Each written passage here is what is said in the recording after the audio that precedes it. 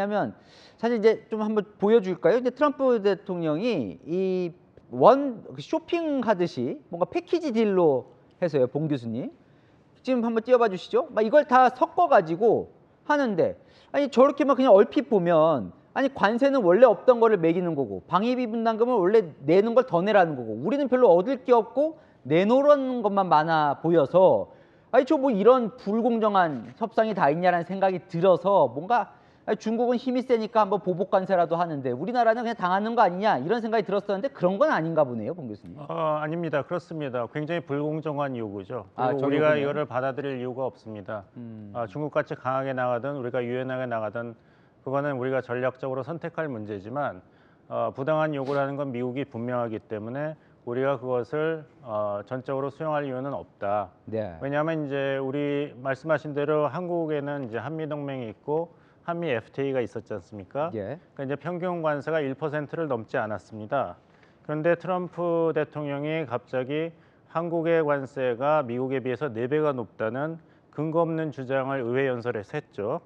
그것은 한미 FTA를 얘기한 것이 아니라 한국 무역 전체에서 나오는 관세와 미국 무역 전체에서 나오는 관세를 일방적으로 비교한 수치입니다. 근데 FTA가 있는데 그런 얘기를 하면 안 되는 것이죠. 네. 그리고 이제 한미 동맹이 있다고 하더라도 상호 이제 그 방위비 분담 협상은 지난해 이제 12차 한미 방위비 분담금 협정에 합의를 했습니다. 예. 그러니까 한덕수 총리가 파이낸셜 타임즈랑 인터뷰할 때 잘못 말씀하신 것이, 방위비 분담도 협상에 포함되느냐 했을 때 방위비 협상은 명확한 틀, 클리어 프레임워크는 없지만 사안의 성격에 따라 협상 여부가 있다고 말씀하셨는데, 그것이 아마 우리나라 외교부의 공식 입장은 아닐 것입니다. 예. 왜냐하면 12차 한미 방위비 분담금 협정에 합의를 했습니다. 그래서 2016년부터 5년간의 합의고 2016년에는 1조 512억 원 우리가 분담을 하고, 그 이후에는 연간 소비자 물가지수와 연동해서 인상률이 약 2% 정도입니다. 이것은 한국으로서는 굉장히 쾌거인 것이, 11차 협정은 이것이 소비자 물가 인상률과 연동이 된 게 아니라 그거보다 약 3배 높은 국방비 예산과 연동이 됐습니다. 그래서 이제 돈을 빌려본 분은 아시겠지만 원금보다 무서운 게 이자 아니겠습니까? 그래서 만약에 그게 계속됐으면 올해 2025년에 트럼프 대통령이 일기 때도 막 방위비 50억 내라 그랬지 않습니까? 그걸 내고 있을 정도의 숫자입니다. 그거를 우리 정부가 바꾼 거죠. 예.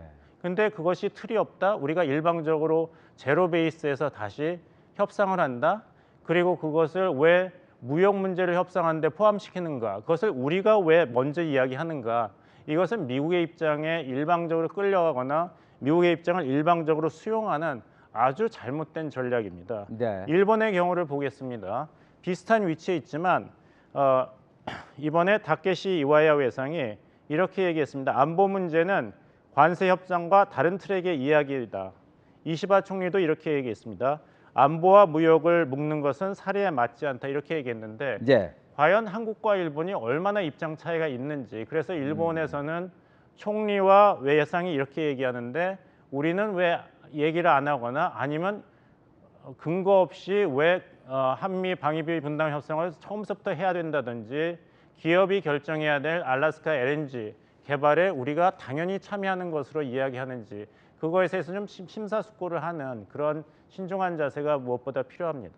그러니까 우리가 옛날보다는 전략적으로 좀 위상이 올라가지 않습니까? 예. 아까 제가 1905년에 러일 전쟁 얘기를 했는데, 러일 전쟁 전야로 돌아가 보면 그때까지만 해도 일반적인 인식은 발틱 함대가 세계 최대 함대라고 다들 생각하고 있어요. 러시아의 발틱 네. 함대죠. 근데 그때 그 러시아의 해군 제독들이 뭐라고 자꾸만 건의를 중앙정부에다 하냐 하면, 영국과 일본이 지금 해군력이 계속 강화되고 있다. 우리도 이걸 좀 조치를 취해야 된다라고 얘기했는데, 그때 그 비테라고 하는 재무부 장관이 실세인데 돈이 없다. 그러니까 영국과 일본이 손만 안 잡으면 된다. 그런데 결국 손 잡아갖고 러일 전쟁에서 러시아가 진 거 아닙니까?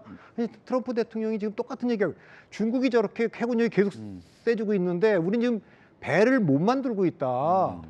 이거 지금 그러니까 우리 윤석열 대통령하고도 한국이 배를 잘 만드는데 그거 좀 도와달라. 그런 얘기. 통화 때 그 얘기를 했죠. 그 얘기를 하고 그걸 계속 얘기하고 있지 않습니까? 그거 심각한 겁니다. 지금 돈 좀 버는 문제가 아니라 미국과 중국의 그 패권 전쟁이 향후 군사적 충돌로 갈 수 있는데 배를 군함을 못 만들고 있는데 우리는 만들어줄 수 있는 나라 아닙니까? 그러니까 그런 점에 대해서 우리가 처음부터 저자세로 나갈 게 아니라 미국이 어떤 지금 상황에 있는지 그걸 좀 정확히 파악해서 우리가 공격할 거고 좀 공격하고 예. 그래야 되지 않을까 그렇게 봅니다. 그러니까 한국 정부의 협상을 할 때 목표는 분명합니다. 10% 보편 관세, 그리고 한국에 대한 25% 상호 관세, 그리고 이미 체결된 12차 방위비 분담 협상의 취소, 재협상, 이 세 가지는 우리가 받아들일 수가 없다. 즉 모든 조건을 2025년 1월 1일 이전으로 돌리는 것입니다. 그 다음에 그것을 받지 안 받을지는 미국이 결정할 문제고 그것이 협상의 시작입니다. 그래도 됩니까? 그렇게 세게 나가도 되는 거예요? 아까 어떤 괜찮은 겁니까? 아까 어떤 외국 정상이 그 트럼프 대통령한테 가장 잘 대응하고 있는가 예. 이야기하셨지 않습니까? 그리고 이제 박 시장님께서도 옛날과 달리 우리가 전략적 카드가 많다. 미국의 이런 새로운 글로벌 전략을 봤을 때 한국과 협력하는 것이 그 어느 때보다 중요해졌다고 말씀하셨지 않습니까? 제가 말씀드리는 거는 그렇게 전략적 카드가 있는데 왜 사용해볼 생각조차도 안 하고 사용해보지도 않고가 아니라 사용해볼 생각도 안 하고 우리는 미국한테 보은을 얻은 나라이기 때문에 빨리 조기 합의를 해야 된다고 이야기하는 것은 앞뒤가 맞지 않는다는 것이죠. 아하. 트럼프한테 가장 효과적으로 대응해온 지도자는 트럼프 자서전에 잘 나와 있습니다. 밥 우드워드 워싱턴 포스트 대기자가 쓴 책에 보면은 정답은 러시아의 푸틴 대통령입니다. 오, 그래요. 트럼프 대통령 일기 때부터 이상하게 호감이 간다는 얘기까지 썼습니다. 뭐냐면 강대강입니다. 트럼프 대통령이 거기서 무엇이라고 얘기하냐면 나는 이상하게 약자를 보면 짜증이 난다. 그리고 혐오가 생긴다고 얘기했습니다. 근데 강자를 보면 존경이 생긴다고 얘기했어요. 예. 근데 푸틴 대통령이 그 트럼프 2기와 대화는 하지만 계속 우크라이나 전쟁에서는 휴전에 사실상 양보를 안 하고 버티고 있습니다. 하지만 실익은 계속 얻고 있는 것입니다. 보십시오. 우크라이나가 제일 바랬던 나토 가입, 미국은 절대 허락하지 않겠다고 먼저 러시아에게 얘기했습니다. 그리고 유엔 총회가 결의안이 우크라이나 전쟁 시작 3년 만인 지난 3월에 있었는데 미국이 러시아와 북한 편을 들어서 반대표를 던졌습니다. 그러니까 러시아가 주장하는 러시아 침공이란 표현이 결의안에 들어가는 걸 거부했기 때문에 중국보다도 더 러시아 편을 든 거예요. 예. 그리고 우크라이나 군사 지원을 잠시 중단했죠. 백악관에서 젤렌스키 대통령과 샤우팅 매치를 한 다음에 예. 그 틈을 타서 러시아는 자국 영토인 크루스크에서 기세를 회복해서 90% 수복했습니다. 우크라이나가 러시아와 휴전할 때 가장 강력하게 쓸 수 있는 카드가 사실상 없어진 것이에요. 그리고 지금 협상안이 다시 나오고 있는데 2014년에 러시아가 합병한 크리미아 반도도 러시아 영토로 인정하고 지금 러시아가 점령하고 있는 우크라이나 전체 영토의 5분의 1 정도의 영토도 러시아 쪽으로 인정하겠다고 나오고 있습니다. 즉 강하게 나온 푸틴 대통령은 하나도 잃은 것이 없습니다. 아하, 좋은 또 팁이 될 수 있겠네요. 근데 이게 만일에 저는 이제 그 외교 전문가가 아니니까 우리 이제 그 잘 모르겠는데 그 72년도에 미국이 소련을 견제하기 위해서 중국을 끌어들이지 않습니까? 그때 대만을 포기한다 이러면서 키신저가 어쨌든 그랬는데 이번엔 반대로 중국이란 나라를 상대하려면 러시아를 끌어들여야 되기 때문에 지금 아까 말한 것이 대통령 개인의 캐릭터에 관한 문제인지 아니면 전략적으로 중국과의 전쟁, 패권 전쟁에서 하려면 러시아와 중국이 가까워지는 건 안 되고 러시아를 좀 끌어들이고 분리를 적어도 시켜야 된다. 이것 때문인지 는 잘 모르겠습니다.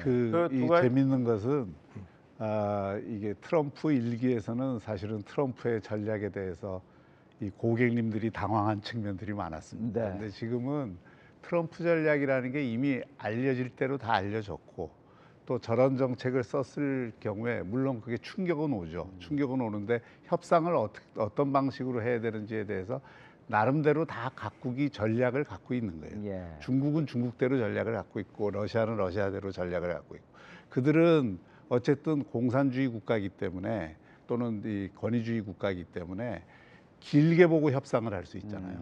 근데 이제 민주주의 국가들의 제일 문제는 미국을 포함해서 선거가 계속 다가오기 때문에 당장에 손에 잡히는 결과를 못 얻으면 그다음 선거의 부담이 굉장히 되잖아요. 저는 지금 트럼프의 이제 일종의 뭐 위기라면 위기랄까, 또 트럼프 정책이 과거만큼 이렇게 확확 먹히지 않는 예. 이유는 상대가 트럼프의 전략을 상대적으로 잘 알고 있고 또 그 대응하는 방식도 그 중국이나 러시아처럼 권위주의 체제에서 대응하는 방식과 유럽은 이게 EU라는 틀에서 공동 대응을 하고 있거든요.